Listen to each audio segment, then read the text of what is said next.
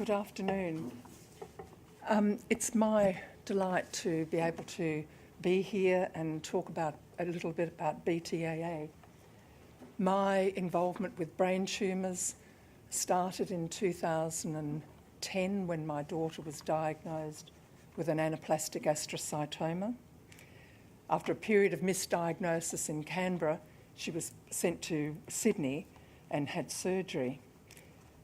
While she was still in hospital, she Googled brain tumours, looking for help, and she found BTAA, Brain Tumour Alliance Australia. By the time she got back to Canberra, there was a parcel waiting for her with information about brain tumours, and she also found out that there was a support group in Canberra. Not as many people are as proactive or as lucky as she was at that time. I'm just telling you a little bit about BTAA. As was just said, BTAA is 10 years old. Susan was one of the original founding members. We see ourselves as a national support group that acknowledges and promotes all other brain tumour groups, whether they're involved in support or in fundraising. We like to encompass everyone. Over the years, BTAA's committee has worked very hard to become well known to government and various organisations. However, a lot of the grassroots people treating brain tumours, doctors, nurses, social workers, they're unaware of us, and we have plans to improve their knowledge. Over the past few years, we've held summits inviting other brain tumour support groups to attend from all over Australia and discuss their needs and thoughts. The summits have been held at the same time as Cogno, that's the scientific meeting that is organised every year, talking about the latest treatments, and we try and get the brain tumour community to come to that summit so that we can talk too. We're involved with many organisations. We like to put ourselves forward. So we're involved with the New South Wales Neuro-Oncology, Cancer Voices, Rare Cancers. As you can see, the list is very long, and we have people that go and get involved on that. Now that's a big slide. In 2016, we developed a strategy for the future. We have identified 4 key priorities that BTAA needs to address: support, inform, represent and connect, as you can see on the screen there. Support is our main focus. We have a national peer-to-peer telephone support line. We print 2 newsletters a year. Once you've registered online, we send out a pack with information. That information includes the Cancer Council Brain Tumour book. We import information from overseas. We've developed a resource on anxiety and depression with Beyond Blue, and all that Sorry, have I gone? I'll beg your pardon. All that information you receive, and you can read it at your leisure. We hear back that people love getting that pack. We've set up 2 brain tumour support groups. As I mentioned, there's one in Canberra, and last year we set up the one at the Chris O'Brien Lifehouse. When my daughter spoke to her surgeon just after she was diagnosed, she said, "Is there a support group here?" And she was told, no. Now there is a support group, and her surgeon can say yes, and it's at the Chris O'Brien Lifehouse. It took many years to get round to getting it done, but at least we've achieved it. We are now supporting Western Australia, who was finding it a little bit hard, and they've now asked us would we back them. We've got plans to set up a support group in Tasmania, and there's one starting up in regional Victoria. Your name's escaped me. Kim.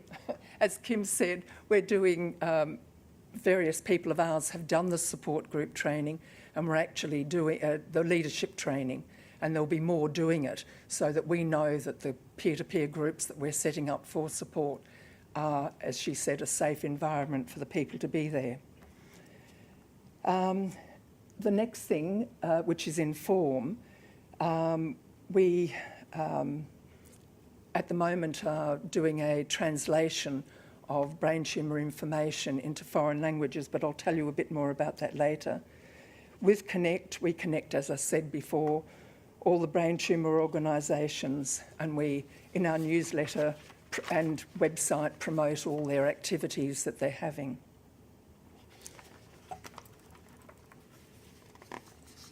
Bear with me.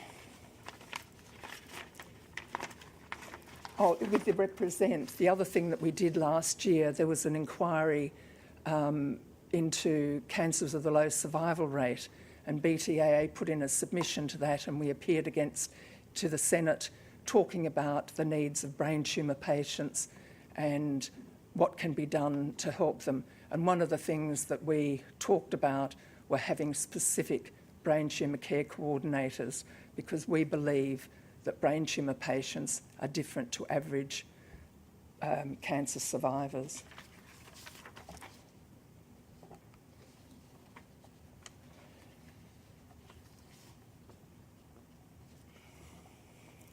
I believe that the main thing that should happen to any patient having surgery from a brain tumour is knowing how to access support.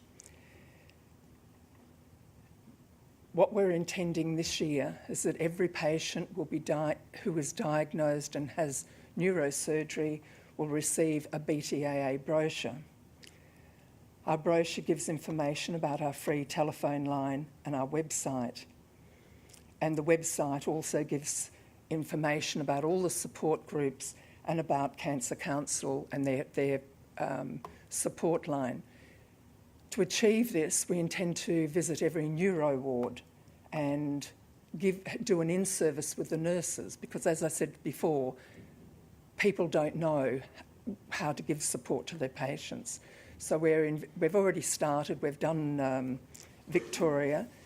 We're intending to go to all the wards, do an in-service, and tell the nurses about us and leave the brochures. Hopefully the nurses will then tell the patients, and when the patient goes home, they've got this little brochure that maybe they will look for help, maybe they won't, but at least they'll have the information that they'll know where to go. We've got various committee members around Australia. One's here from Brisbane. She's going to take on the role of continuing to do these in-services afterwards. So they will be done about twice a year so that the information doesn't die. As you can see, the next two points here flow on. It's costly to provide support and accessing support. Kim mentioned that there's financial support to try and get to information. We also provide financial support for people to get here to this information, to these forums. Distance, one of the main, what have I done? Distance, because of the number of brain tumour patients, is so small and it's spread over such a huge country. It's very hard to sustain support groups, and I believe probably the only way that we'll really do support is through technology. Technology, though, is a double-edged sword, because not everybody is happy talking online or etc. I do believe that the simplest way we can provide support is by telephone, and our free 1800 number is very personal and one-to-one. A couple of nights ago, I went on a webinar, which was in America, and they had an oncologist, and a fellow called Al Mustafa moderated the session, and patients were... I beg your pardon, I've mispronounced the name. Thank you, Susan. He was moderating, people put their questions on Facebook, and he asked the oncologist about it, and it was talking about the latest things that this gentleman believed in America. They talked about Optune, they talked about everything that's been mentioned here today, but it was interesting to hear his insight to it. And I think that could be something that we try and get the medical fraternity involved in the future, so you don't have to just come to a forum here once a year, that maybe we could ask people to be involved. And that's something that I'm going to be putting forward to BTAA to see how we can get involved with maybe your group, Pat, Brain Care.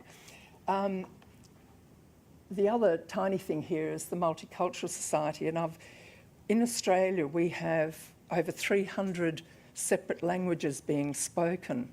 After English, the most common languages are Mandarin, Arabic, Cantonese and Vietnamese.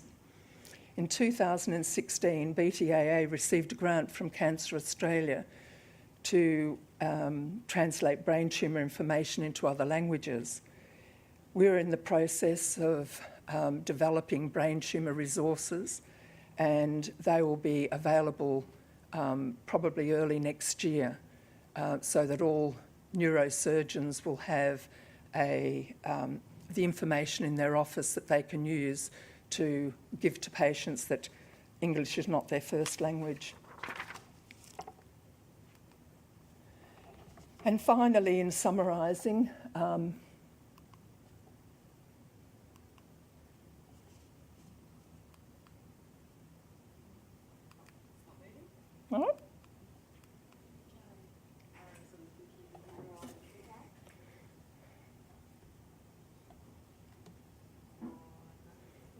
it's showing there, but not there. Sorry, Liz. It's showing the thing there. In summarising that, we have...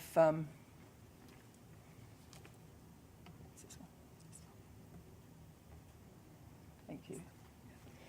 In summarising, we believe the solutions are the 24-hour support line, our information packs that we sent out. We have separate specialised paediatric packs, and in that we include all the organisations that are around. There's a monkey in my chair, there's various, the red kite, so we put all that information in there to make it easier for parents with brain tumour children. We fund and help with forums like this. We fund nurses to go to conferences both here and overseas. We've now got the multi-language resources, and our biggest thing is connect. When people make contact with us, we don't have all the solutions. We tell them where to find the solutions, whether it be Cancer Council, whether it be the forums that are in their various state, but we're about letting people know where to get help. And that is all.